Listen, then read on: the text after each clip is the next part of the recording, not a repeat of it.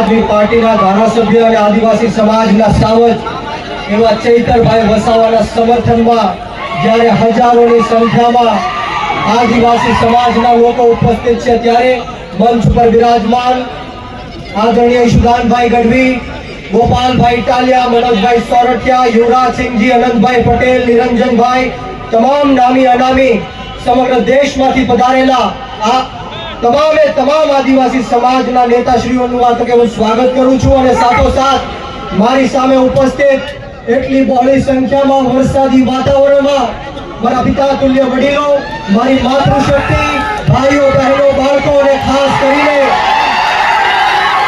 ખાસ કરીને મારા આદિવાસી સમાજના યુવાનોને હું કહેવા માંગુ છું કે lion is always a lion.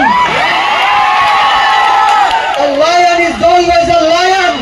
There are so many jackals and other animals in the forest, but there will be only one lion.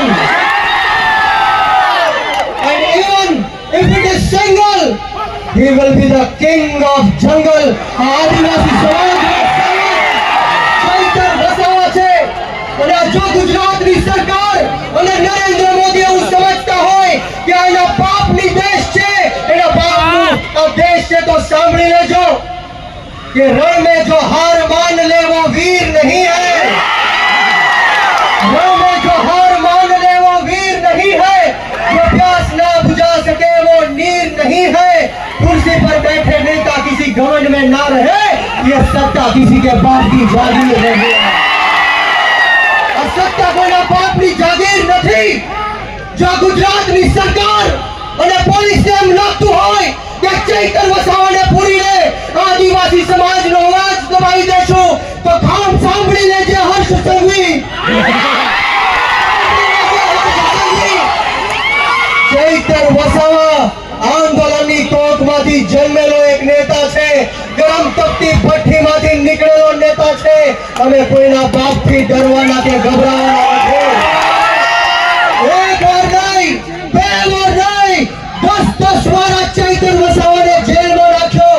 બોલો તમને ગુસ્સો આવે છે કે નથી આવતો?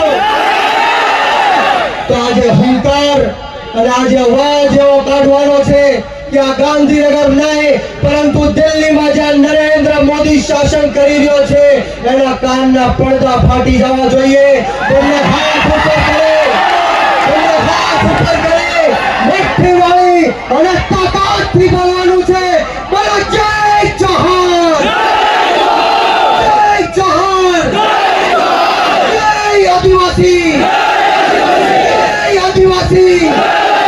ચૈતરભાઈ સંઘર્ષ કરો, ચૈતરભાઈ સંઘર્ષ કરો. આપણે સૌએ ચૈતરભાઈ માટે લડવું છે કે નથી લડવું? ક્રાંતિ લાવી છે કે નથી લાવી? હાથ ઉપર કરી